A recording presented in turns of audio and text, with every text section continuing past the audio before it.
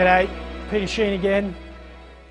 Every now and then you read a book that blows your mind. And if I was to track back the probably 750 books I've read in the last 10 years, quite genuinely, I'd probably be able to count on a single hand what those books were. Books like The 7 Habits of Highly Effective People, which I just think will last the test of time. Books like Blue Ocean Strategy on finding and exploiting uncontested market space. I mean, just a beautiful piece of work.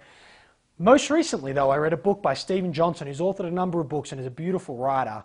But his book was called Where Good Ideas Come From. Now, I know, for those of you that know some of my work around execution and some of our work particularly published in Making It Happen, that I often make the point that there's plenty of good ideas, there's just not enough people who can execute on them. But I got to tell you, when I downloaded to my iPad this book from Steven Johnson called Where Good Ideas Come From, I was blown away by the quality of the research, the compelling nature of the writing, but most compelling for me, or most sort of just eye-opening, was how Steven tracked evolution and the concept of ideas in physiology, basically, and overlaid that with the ideas that change society, build businesses, create unbelievable market opportunities. And I had to talk about it. So I want to give you a couple of the key things that I took out of where good ideas come from, and hope they inform you. Now, I'm not discounting the importance of execution. I spend my life working in that space, but I just wanted to give you a couple of insights in the idea space as well that might really change the way you think about creativity and innovation in your own company. And the first big idea relates very closely to what I often call, and has been called in other contexts as well by other people, the white space. It's the non-obvious part of innovation that you can't quite see, but it's just outside of your existing understanding, your existing insight, your existing market, or your existing business model. And it's what Johnson calls the adjacent possible. And he uses, one of my favorite examples he's used, and I've seen in a couple of TED videos in the past as well, is that they made these $10,000 incubators for babies in the third world, but no one had the skills and no one could afford the parts to fix these incubators that were donated from wealthy countries into the third world. So they just sat there. $10,000 machines going to waste because they couldn't make a slight fix, like changing a light bulb or basic maintenance. And he gives the example of a socialpreneur and an entrepreneur all at the same time who basically built a incubator for babies that were preemie and needed to be kept warm out of spare parts, including a headlight from a Toyota 4Runner, because there were plenty of 4Runners and Toyota Land Cruisers getting around.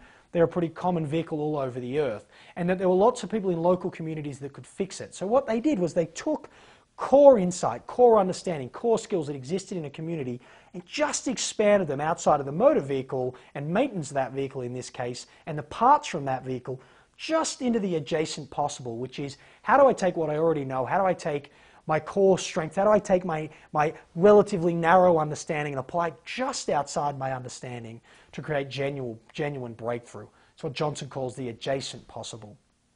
The second big insight I pulled out was called the slow hunch. And I've long believed in this, but Johnson brings some solid evidence to this concept. And that's that there's no such thing as the eureka moment, where out of nowhere, without any prior thinking, any prior investment, any prior sort of thought, basically, bam, like a lightning bolt, in the shower, as the metaphor goes, a brilliant, groundbreaking, market-changing, profit-generating, multi-million-dollar resulting idea just comes to you out of nowhere. You are kidding me.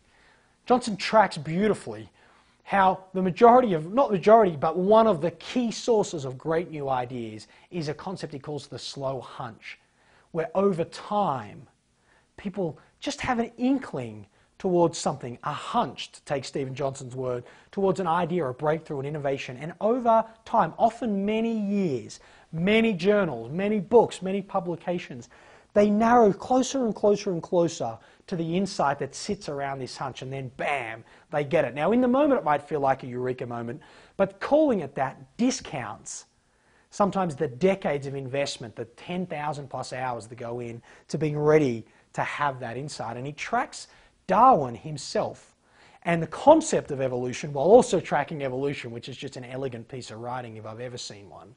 That in Darwin's journals, and this might be, you might find this really fascinating, in Darwin's journals, He had long before he'd even published his seminary works about evolution and adaptability and such things, he had already cottoned on and written about effectively this idea of evolution, but he hadn't quite put his finger on it. It was in his writing, but you could tell he had an inkling, a hunch, but he hadn't quite nailed it.